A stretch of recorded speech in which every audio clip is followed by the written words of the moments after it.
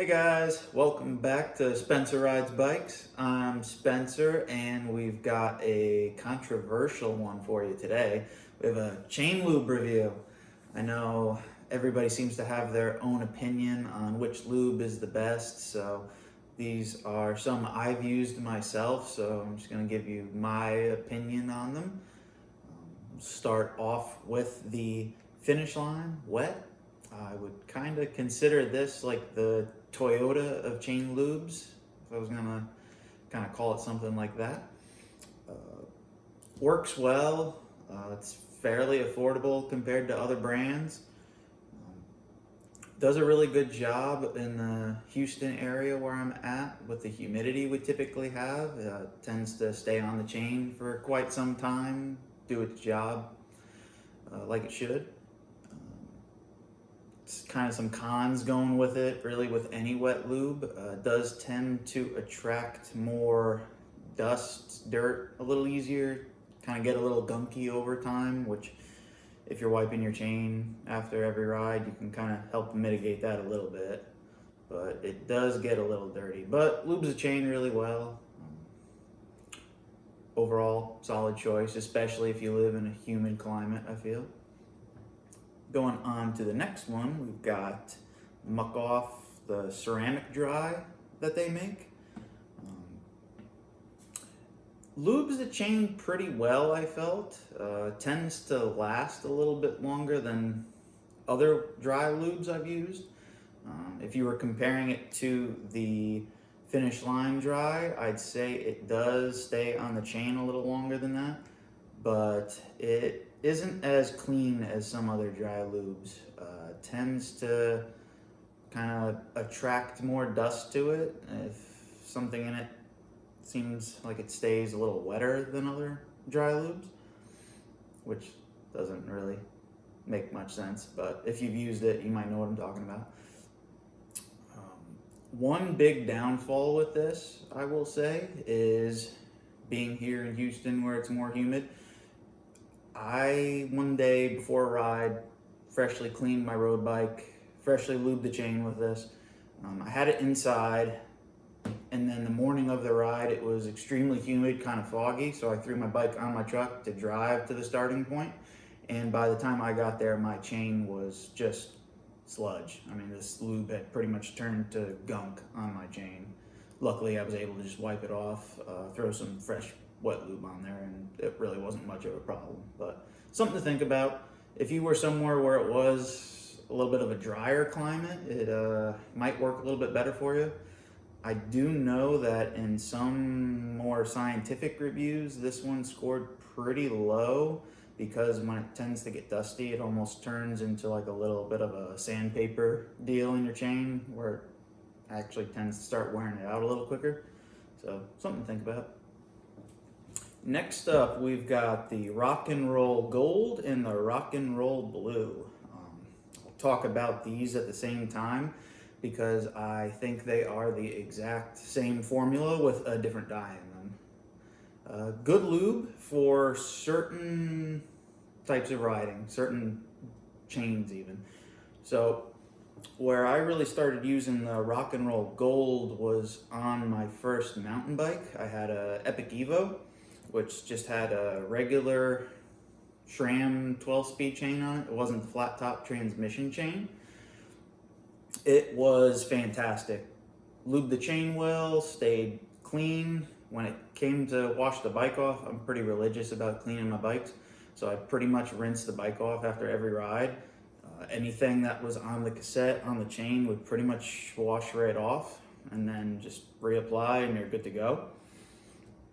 Where it tends to fall a little short is it does not last long. If you were trying to use this on something where you're pedaling more often, have a higher cadence, like if you're road biking, maybe even gravel biking, it tends to wear out really soon, maybe 30 miles on a road bike from what I experienced, and you're starting to hear your chain. With the mountain biking, more coasting here and there, typically I tend to run a little lower cadence on my mountain bike. It was fantastic. I used it the whole time I had my Epic Evo. I still use it on my wife's Epic Evo. It works great. Where it doesn't seem to work as good is with the SRAM transmission chains. Something about them, I'm not sure if it's the clearance of the rollers or the plates. It just seems to be noisier. I could pretty much hear my chain making a little more noise right away, even if I just freshly lubed it with it. So I typically don't use it on my new bike that has a transmission. Next up, we have the Gear Hugger, their dry formula lube. It says it does really well in dry conditions, and I have kind of experienced that myself. I've gone on a couple moderate length gravel rides, somewhere between 30 and 50 miles with this when it was more dry conditions, and it does really well. After those rides, my chain still felt like it was doing pretty good. Wasn't really hearing too much noise coming from it. Kind of where this lube falls a little short is going to be that it tends to gunk up on the cassette a little more like a wet lube would, because this, while it says it's for dry conditions, it is still some type of oil. I kind of think it might be some sort of vegetable oil, maybe with a couple additives, because it kind of smells like that. Kind of smells like a fryer when you lube your chain. When that gunks up on your chain and cassette, it is a lot harder to clean. The typical degreasers that you're gonna have, like muck off drivetrain cleaner or just any degreaser, seem to have a harder time getting this off of your drivetrain. They're just a little messier. So I tend to only use this if I know I've got kind of a longer ride coming up and it's very dry. Next, we have Purple Extreme. So I was not impressed by this at all. They make some pretty good claims. This is just a little sample bottle I got from them, and I only ever used it on my mountain bike, but right away, I mean, it just seemed like my chain was chattering a little more than it normally would. Seemed to gunk up like a wet lube would and not be clean like a dry lube would, but then also didn't last as long like a dry lube would. So overall, I just wasn't very impressed with it. I never tried it on my road bike or my gravel bike. I only really used it on the mountain bike. Maybe it would be a little different on that, but after my experience with it, I probably wouldn't purchase it. Next, we have this Motorex chain wax. So I used this once. Went through, did the whole deal with my chain, fully degreased it, ran it through my ultrasonic a few times, completely cleaned my cassette. I put 3 drip applications over 2 days onto my chain with this, just to try to get it as well waxed as I could without doing like a full crock pot deal with the wax. And for the first maybe 20-30 miles, it seemed like it was doing pretty good on a ride. I think it did about a 50-mile ride with this that one time. After that, it kind of started to sound like my chain was making a little noise. By the end of it, I could really hear my chain kind of chattering pretty good. It just didn't seem to hold up well on it. I think more what this could be better for is if you wax your chain and you're in between waxing it, it might help you kind of stretch that a little bit. You could drip this on instead of having to, take your chain off, re-clean it, get it in your crock pot with the wax. But just using this on its own, I feel isn't really the way to go. It didn't really work well for me. And then finally, the last lube we have here is the Silka, the Synergetic, their wet lube.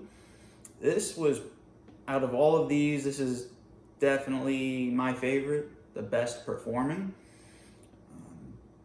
Did really well mountain biking, road biking, gravel biking, does really well. Seems to attract less dust and not get as gunky as other wet lubes. Like if you were comparing this to the Purple Extreme or the Finish Line, it tends to not get quite as dirty. It is still a wet lube, it's gonna get dirty. But lubricates the chain really well. Chain doesn't make too much noise with it from what I experienced.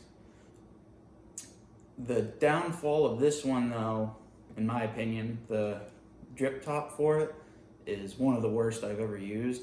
I wish they still came with the little needle top that they used to come with when they first came out. Then they switched over to this applicator.